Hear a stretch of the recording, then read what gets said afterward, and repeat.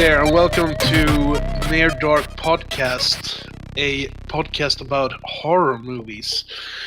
And I'm Josef, and with me I got three other, well, they're not young, but they're pretty fine gentlemen.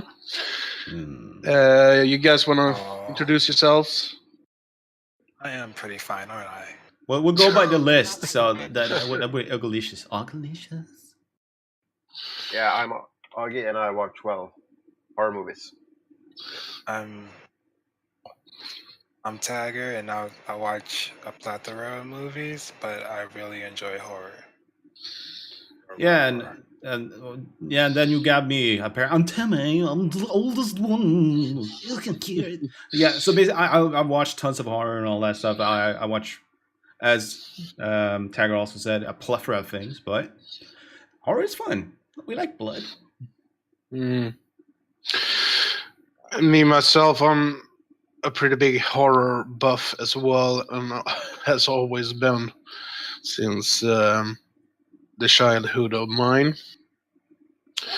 So, anyway, I thought we would do some recently seen first.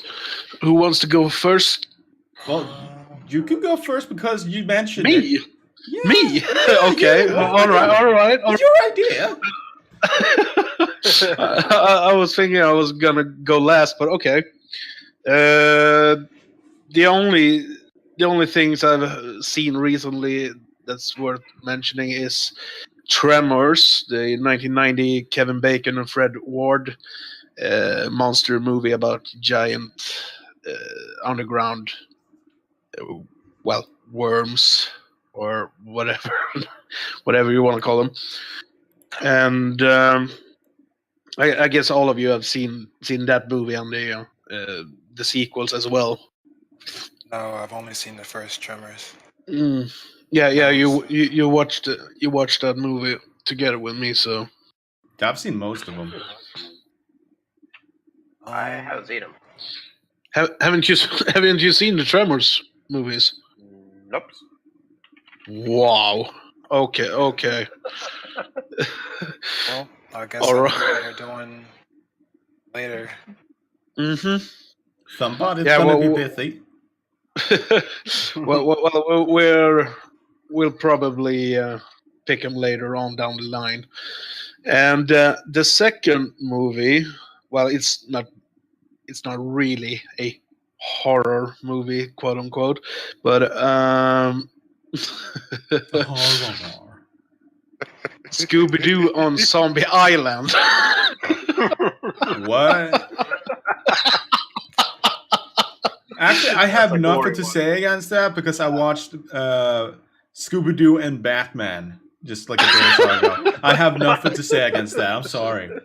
Go on, please. Wait, you watched Scooby Doo and what, Timmy? Scooby Doo and Batman. I didn't even know that was a movie. That it's like this year or something. The wife found it. Wow. Well, I watched that together with Tagger as well. So, do you want to explain the movie, Tagger? Yeah. If I'm correct, it's the first movie to ever shy away from the villains in costume trope that they always stuck with in the series. Yeah. As they actually mentioned in the movie, Daphne herself says she's tired of the whole villain in the mask stick, so they go to Louisiana to meet Miss Simone and tour her house for horror, for horror finds and actual ghosts and stuff. And not surprisingly enough, they actually get what they asked for. They get ghosts, zombies, and cat people. Mm-hmm. In the form of like werecats, not like the type you would see in furry documentaries or nature films. Thundercats? Furry cats. Thundercats. Okay, cool. Okay, sure. Cats. And basically the whole plot line behind that is Simone and her workers, Jacques and Lena, were, well, maybe not Jacques, but Simone and Lena were part of a settler thing that came to Louisiana way back when to I guess get away from whatever. They had a cat god which they invoked upon the pirates and other people who came into their land. And unknowingly to them, they were cursed with werecats while killing off the pirates. Yeah.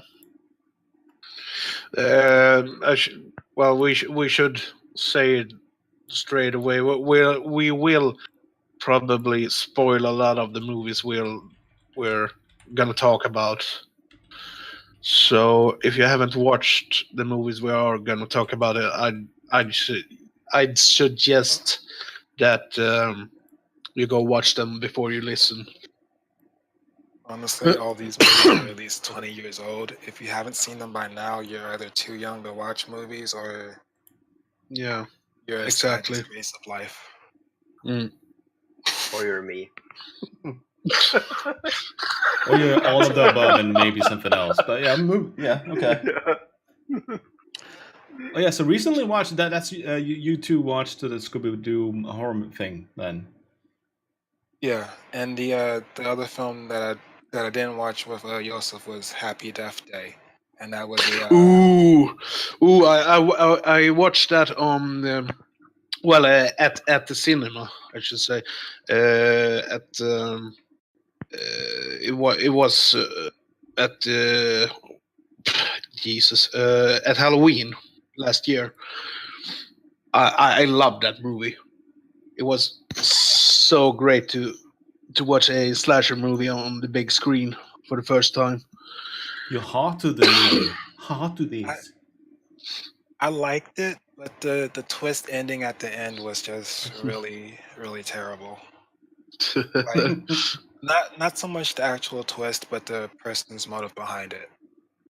You could have done so much better with her motives. Did you finger the killer before the ending? No, yes and no, I should say.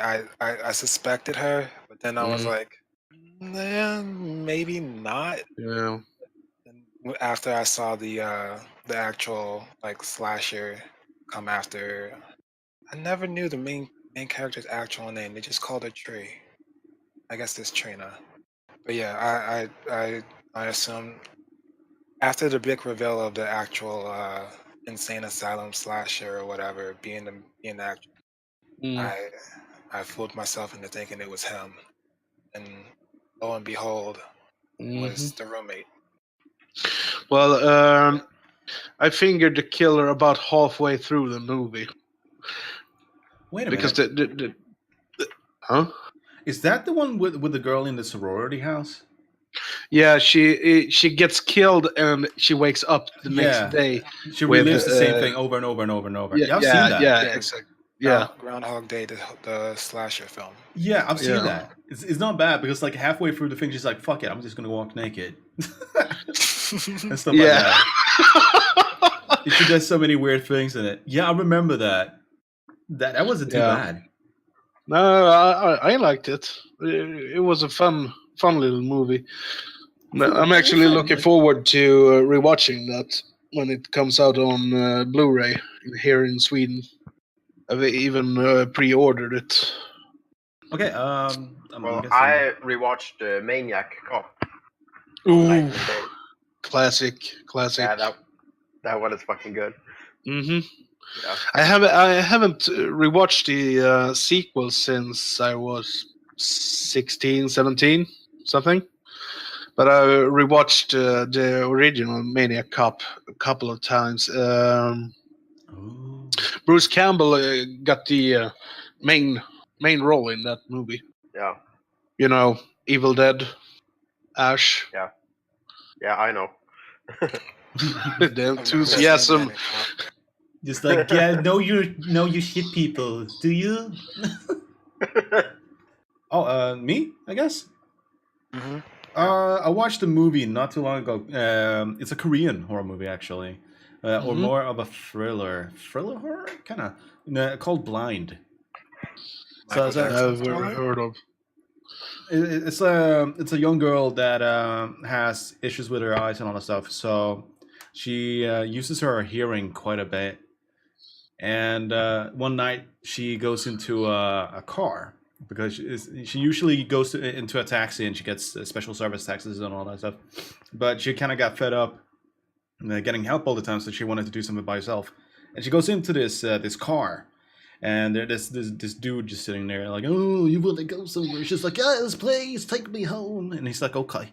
And then they start driving down the road, and he hits a person.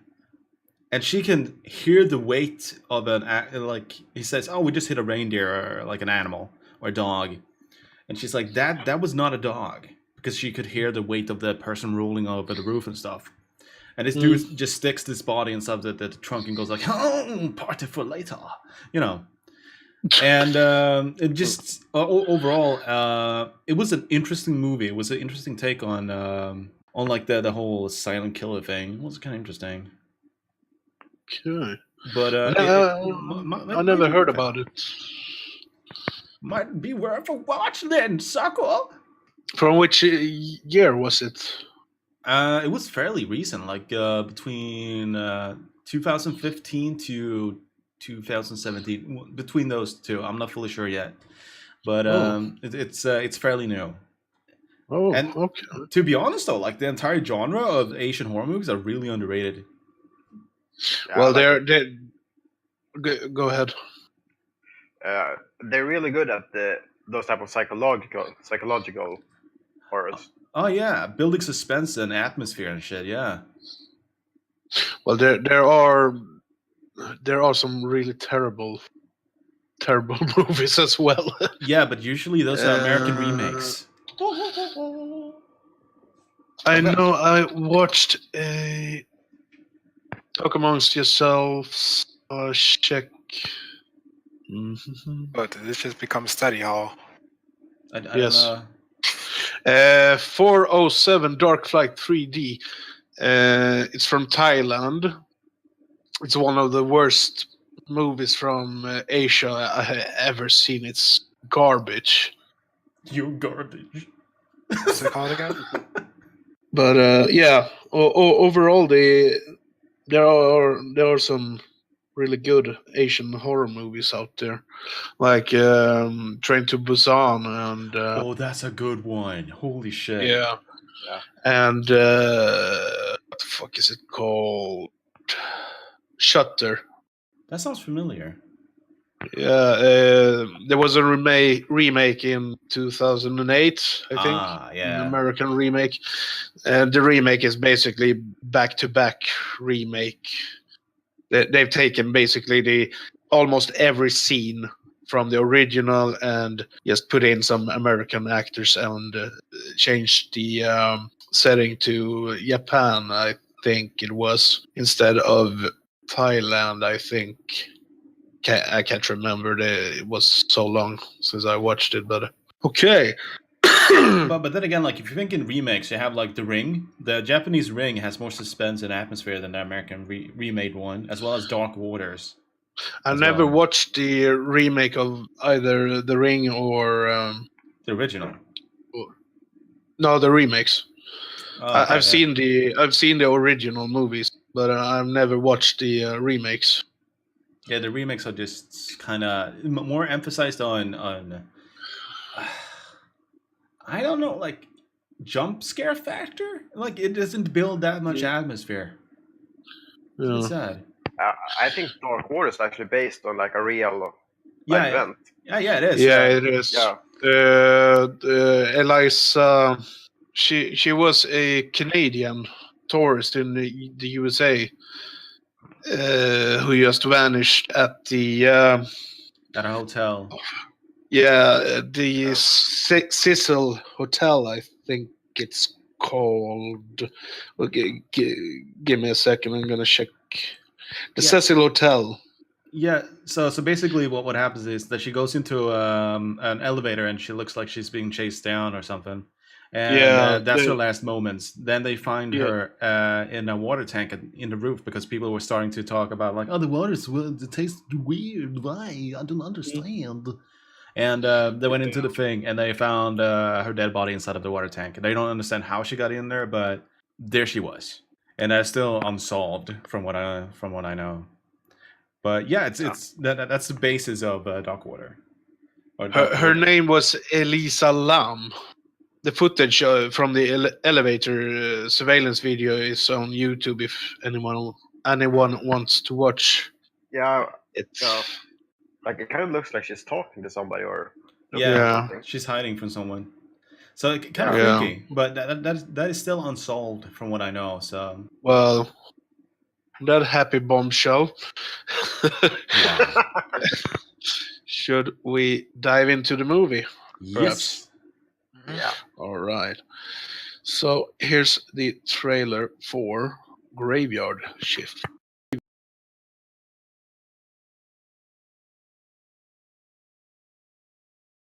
I can't get it to work. Yeah, I'm trying to figure. Don't worry, I'll edit it in. Don't worry about it. I'll actually put footage and stuff in, so don't worry about it. We'll just move on.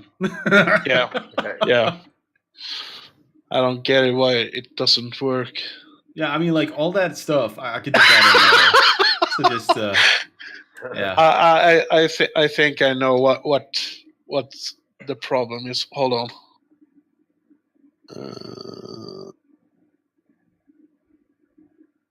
Something that was supposed to be fast and easy now turned into a clusterfuck.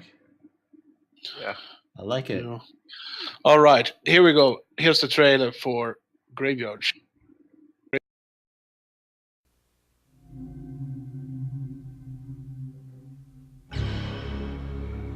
Stephen King invites you to venture deep inside the caverns below the old Bachman Mill, You're not thinking about going down in there. where a secret lies long forgotten by any living soul. Just ain't no job worth this. The workers suspected. You can't put me down there. You can't put anybody down there. I know things. The owner denies it, What did happen to the fellow that started this job? It didn't work out. and everyone fears it. This place is infested. That might be the understatement of the year. Broken? Because one by one, it will devour them all. We're like shrimp in an all-you-can-eat salad bar, and that thing ain't stopping till it's full. Must be some other way out of here. It's blood! This isn't real. This is the new horror from the mind of Stephen King. Graveyard Shift. Good benefits, early retirement.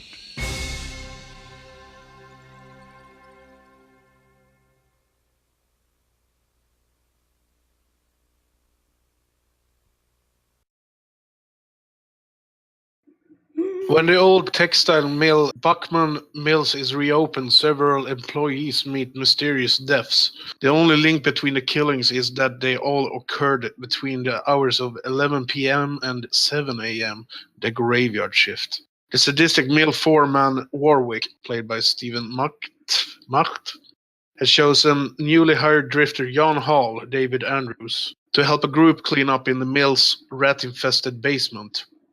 But it doesn't take long before the group discovers a horrifying secret hidden away deep down under the basement.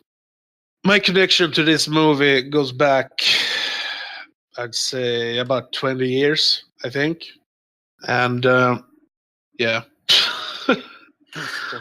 I really don't know what to say, but I think the first time I watched this movie was when I was 9 or 10 years old on the Swedish pre-cut VHS. I think it's pre-cut because I couldn't find any information about the censorship, the Swedish censorship for this movie. And from what I can remember, I liked the movie, even though it was heavily cut. Like almost all of the gore was gone. And I rediscovered it about 7 or 8 years later on the British DVD release of the movie. And I've rewatched it a couple of times the last 10, 11, 12 years, something. And overall, I think it's a very, very, very cheesy movie, and it's overall, it's just a clusterfuck. It's stupid. There's a lot of moments you're just like, what the hell are the characters doing? And some of the editing is just horrible.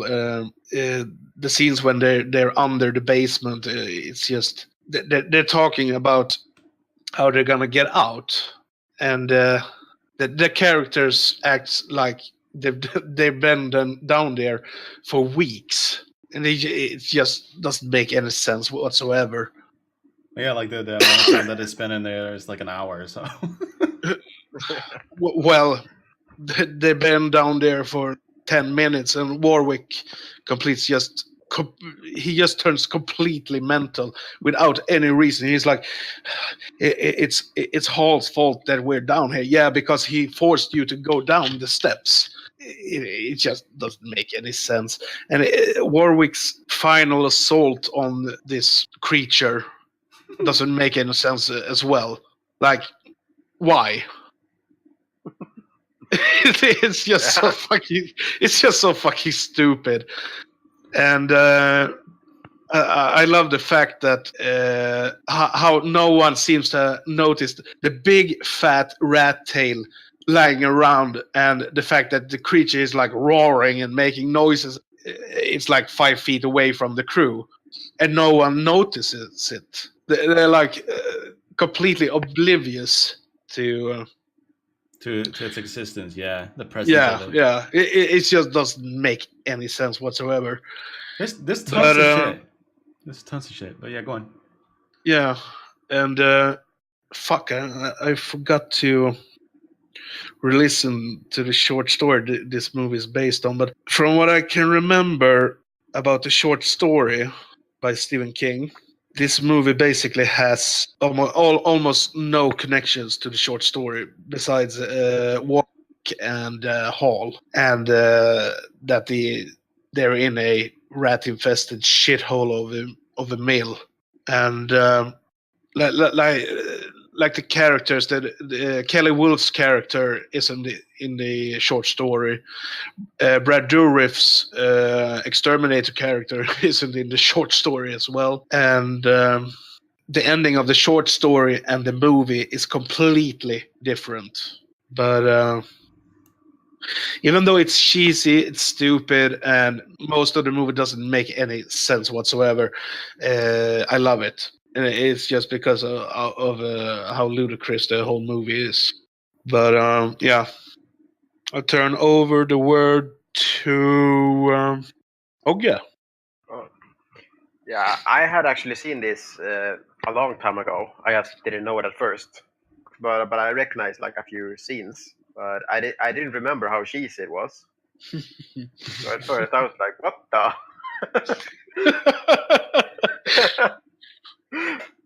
But yeah, I actually liked it. It's pretty good. Yeah. Yeah. But do you?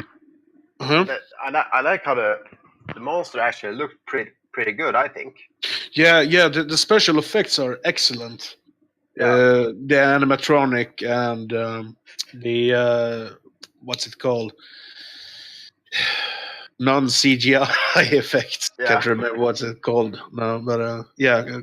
I didn't expect it because of the acting. Yeah, the acting is pretty terrible at places in this movie. Yeah. Oh really?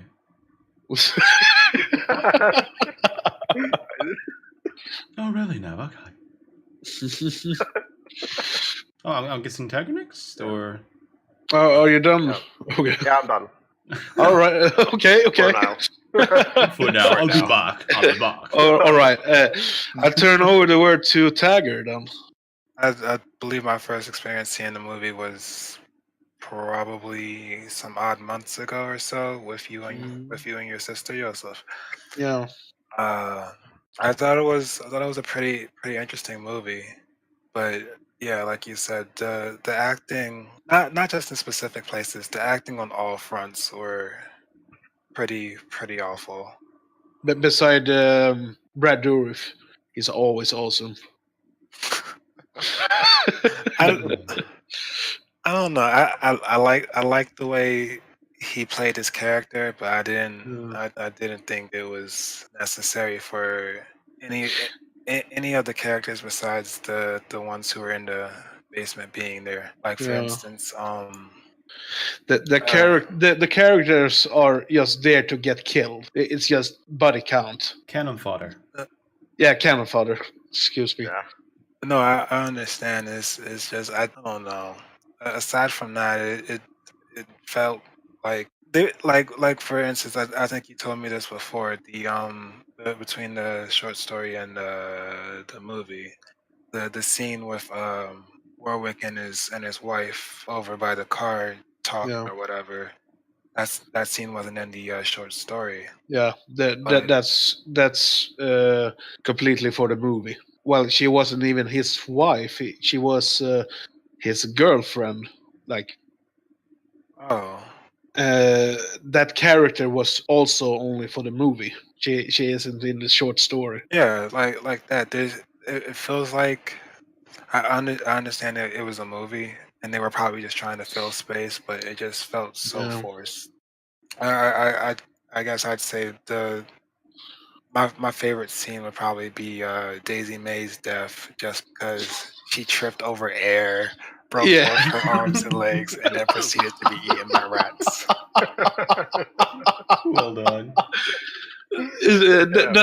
That's also a scene it just doesn't make any sense. Why would she go down and get the flashlight?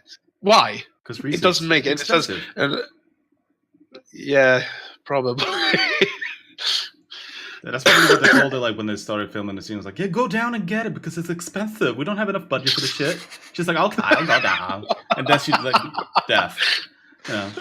I feel like one of the not actors, but one of the workers on the set just like stuck out a pole or something, and they edited it out so she could trip over it and just break herself. Probably.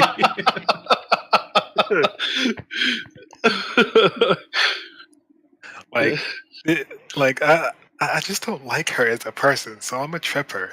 And the director was like, I like this. We're going to keep it in the movie. Good thinking, you. Here, have a You're race. gonna get a race. So, do you got anything more to add to that? Sorry. And I'd say my other favorite scene would be the one between John and Jane when they were in the car talking about where they were from, and Jane was like, "Oh, I'm from Castle Rock," and then John's like, "Castle Rock? That sounds very Norman Rockwell." And I think that was supposed to be. I tried Googling Norman Rockwell. I didn't really understand the connection between the quote and the actual person, but the way she just retorts like so nonchalantly but very stupidly, it's just no. It's just Castle Rock. Is it Castle Rock the fictive town that most of Stephen King's stories takes place in? I think it is. Yeah, it's completely fictional. I know that. Well, I don't know, but I think Pet Sematary, Cujo, and that's another film I've never seen. I've never sat down and watched Cujo. Oh, you should read a book. It's really good. Oh wow! It's actually one of my favorites of Stephen King. I mean, he goes, yeah, I've never seen that movie, and you go, you should read a book. It's like, don't watch the movie. Fuck you. Go read a book. Get educated. Then watch it. That way you said that was just so perfect. Yeah. Well, I've both seen the movie and I read the book, and the book is a lot more graphic than the movie. The movie is okay. it's okay. It's nothing to write home about, but it's an okay horror, quote unquote, movie. I mean, like, okay, if you're saying that the novel or the book is more graphical than the actual movie, that's because they have to read every page and probably find a line or two. You know how long that's going to take? That's going to take forever. Well, in the movie, you don't get to see how. I'm gonna spoil a little bit of it. In the movie, you don't get to see a person getting basically disinvolved by Cujo. In the novel, King goes into detail how he just eviscerate him. Yeah, he goes all out on the details of the gore in the novel. He goes Surgeon Simulator on his ass. Yeah. What were we talking about, by the way? Graveyard Shift and the ending of apparently two people sitting in a car talking about Newcastle. Oh, yeah. Continue on, Tiger. Oh, I was just saying that that's probably my favorite quote from the movie. Just like how she just says no, it's just Castle Rock, as if she had no idea who Norman Rockwell was. One scene I forgot to mention was the scene when Warwick manhandles his girlfriend. Like, the office? No, at the car when she's demolishing it. He gotta have some real big hairy cojones to do that. Like, the whole fucking town stands around and watch him, well, almost smack his girlfriend around. And when the whole stops him from punching her, he's like, "Show's over." Yeah. It's like, wow, that delivery. Show's over. Show's over. Anyway, are you done, Dagger? Yeah. All right.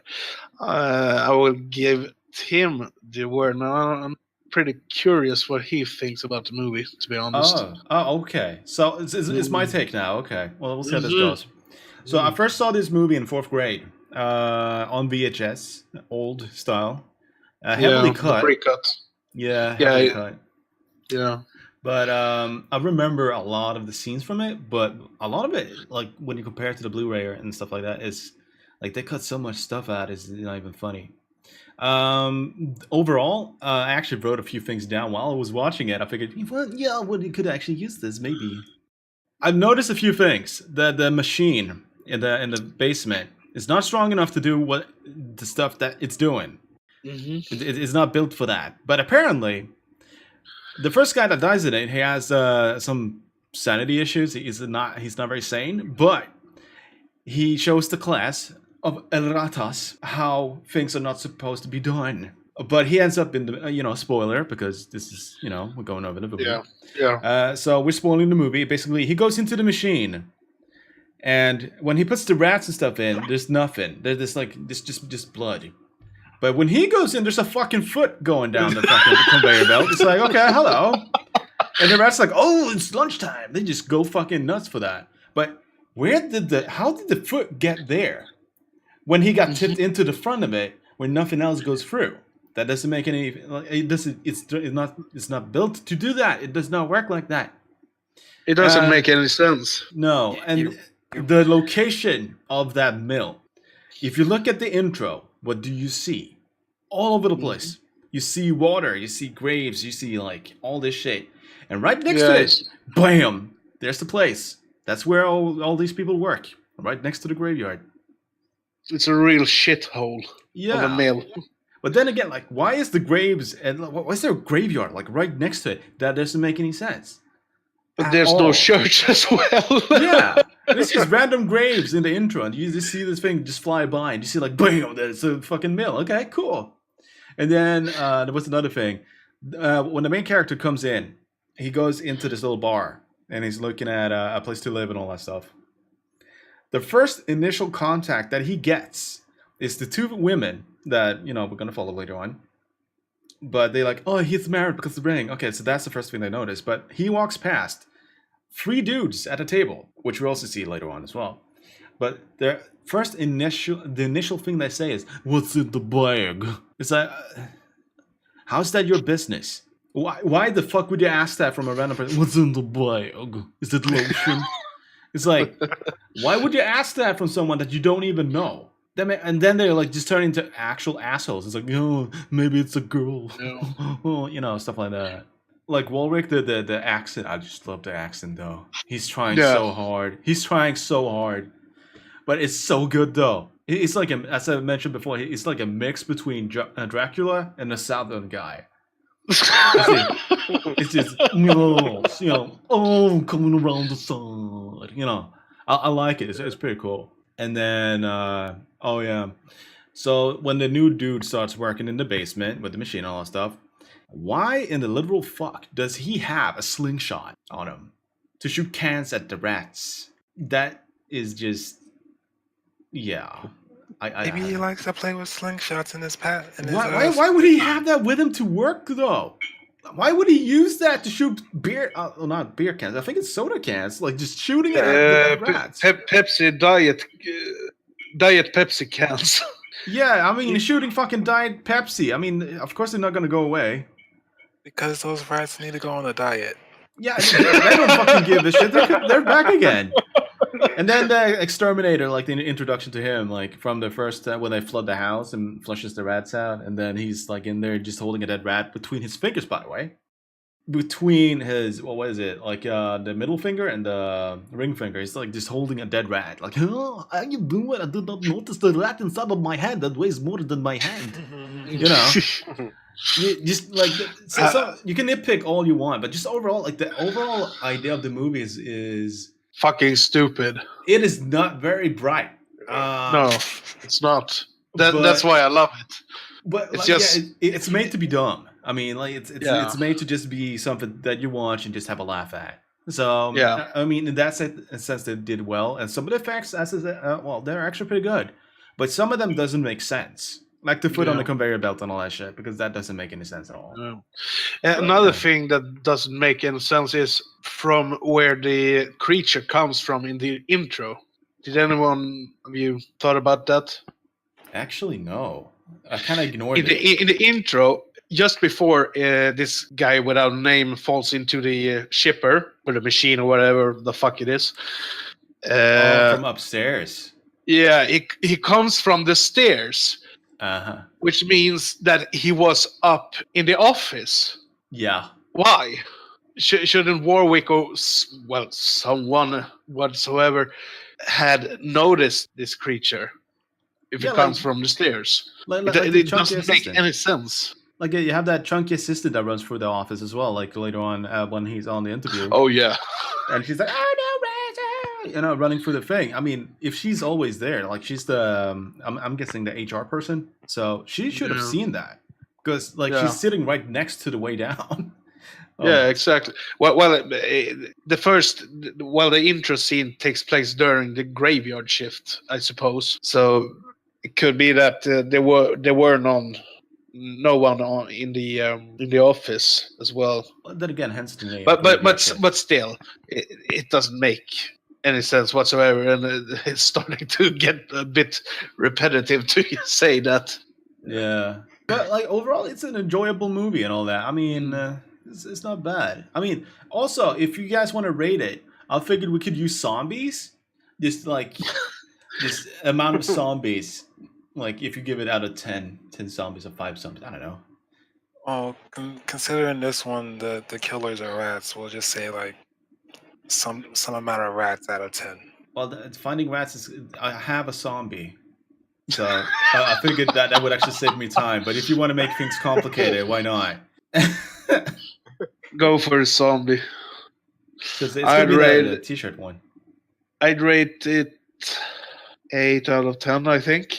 Yeah, 8 out of 10. I would rate it about 5. Yeah. 5 out of 10. August like, fuck this movie. Harshness. I give it maybe 4 or 5.5 zombies out of 10. That sounds reasonable. So I'm gonna probably go for 4.5 out of 10. I mean, Oh, it's an enjoyable movie, but I don't want to watch it again. That's the thing. I just don't want to. I've seen it like 3 times my entire life, and I started. I've seen it like 20 times. You need to breathe or something. But yeah, I was thinking, yeah, wouldn't it suck though to be buried in that graveyard? yeah, fucking water Yeah. damage and shit everywhere. Yeah, they're gonna have that funeral in the mill, like guys working. Just chucking it out on the side of the mill. Oh, there you go. They're like talking about everything you've done in your life, and then turn on the machine. Just And another thing I think is pretty funny with this movie is that people die and disappear in the mill, and Warwick's like, "Oh, I don't care. Let's just hire some new personnel." Oh yeah, Like- they're very nonchalant about it. Like not Yeah. nonchalant. It's like, okay, oh, this person fucking got squashed in the machine. Yeah, let's get another one in. And how much did he give to that inspector as well? Like $40 or something? Yeah, that was 220s. Yeah, he put Yeah, down I think it footnotes. was. And the inspector's like, "Oh, okay, I'll come back later. I'll come back later." Oh god. What did you guys think about Andrew Divoff's crying moment in the movie as well? Ugh. I have no comment. beautiful. He's a terrible crier. Mm-hmm. The funny thing is that Andrew Divoff is a pretty good actor, actually. Yeah. But he doesn't give his best performance in this movie, I tell you. Oh, you think? Yeah, well, he doesn't have much to work with here either. So. Yeah. But should we go into background, perhaps, Is there much Yeah. background? or do you want to talk more about the movie? Or No. Well, we'll just go to the thing. I mean, we're kind of getting past 45 minutes now, so. yeah, okay. Who got some background? I got a little bit of background on it. Mm-hmm. The movie was filmed in the village of Harmony, Maine, at Bartlett Yarns Incorporated, and it was the oldest woolen yarn mill in the states, established in 1821. The historic Bartlett Mill was renamed Bachman for the movie in homage to King's pseudonym Richard Bachman. With the interior shots of the antique mill machinery and the Riverside Cemetery were in harmony. Other scenes, the restaurant interior and the giant wool picking machine were in Bangor, Maine, at the abandoned waterworks and armory. And a few other mill scenes were staged near the Eastern Woolen Mill in Corina, Maine, which subsequently became a Superfund site. And I have no idea what a Superfund site is, so don't ask. It's super fun. Yeah. It's fun, but super. Yeah, it's a site that's super fun. Yes. Not that kind of fun, you ding dong. Yes. Well, thanks for Fun that, done Tagger. with a D, you dunce. Do you have anything more? No, I'm done. All right. Ogge? I didn't find any backstory of it really. Oh, okay. So that's your excuse. Yeah, that's my excuse. Are you sticking to it? Yeah. If you want, I could make stuff up.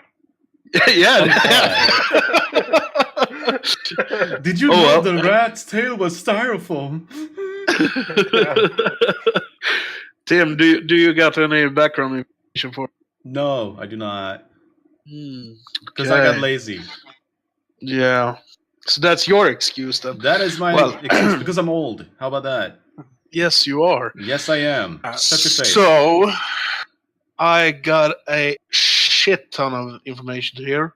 The movie was released October 26, 1990 in the USA. May 29th, 1991 in Germany, and 2 days later in the UK. June 21st, same year, in Ireland.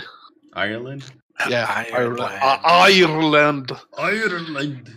It was released on DVD by Paramount Pictures on May the 28th, 2002, and was later re-released on August 8th, 2006.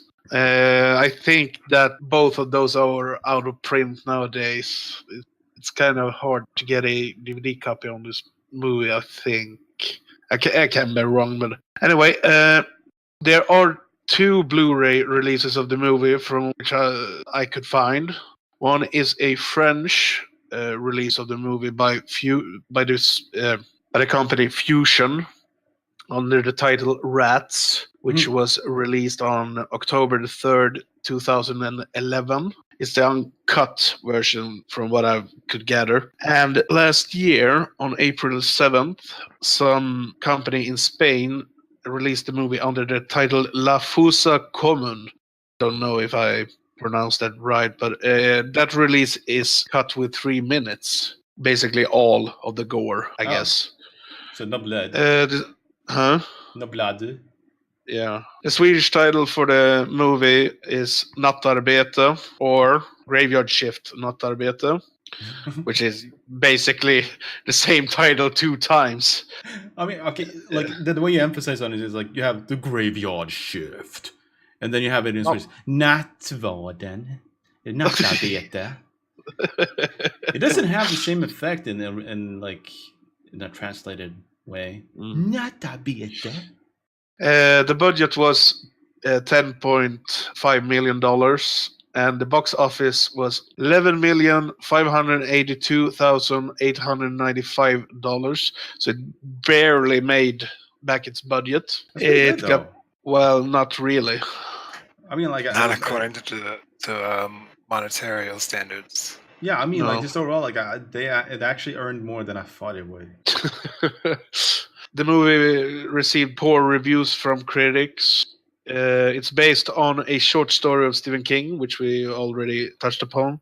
The short story was first published in October 1970 issue of Cavalier magazine, and it was later included in King's 1978 collection Night Shift. It was reprinted in the 1980 anthology horror book, The 21st Pan Book of Horror Stories, which is a horror anthology book series with short horror stories, basically. And the other story in the same book was the short story by King, The Mangler. Stephen Macht or whatever is born in USA and got that phony accent in this movie.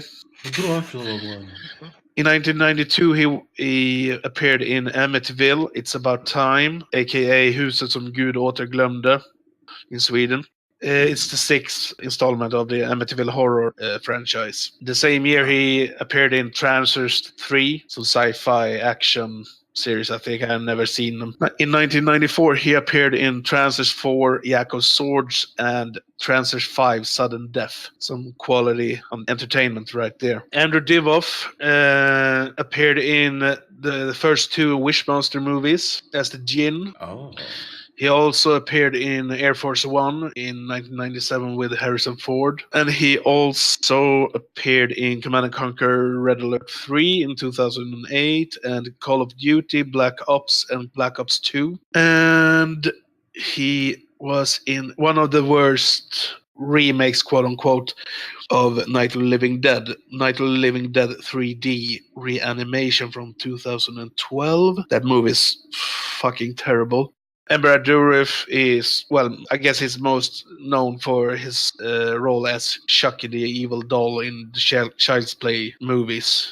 Oh, yeah. But he's appeared in a shitload of movies like The Exorcist 3, Death Machine, and The Alien Resurrection. I don't know if this is true, but I found this on IMDb.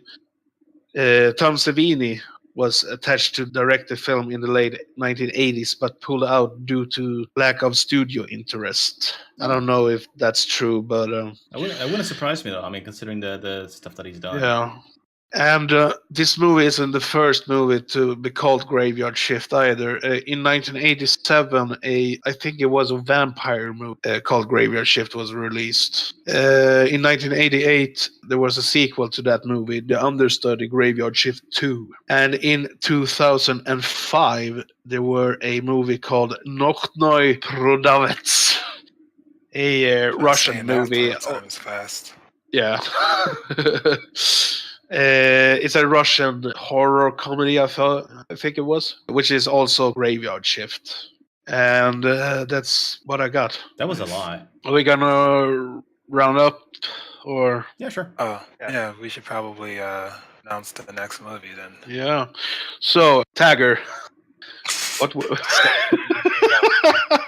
Actually, on we going by the list, so that would be first you, then Augalicious, and then Anthony, and then me, or Tagger, and me. Yeah, we could do that as well, but unless you guys already have a set thing in the way that you want to go by. Well, Tagger has done a pick already.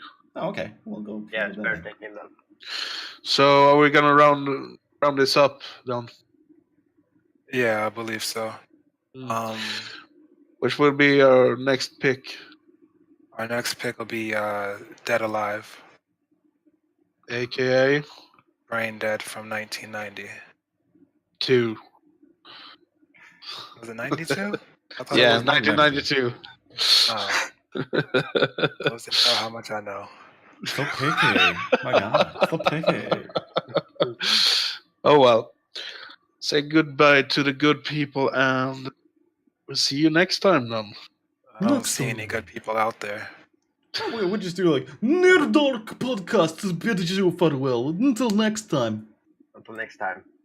And this podcast was brought to you by the letter N. It's near. Oh God.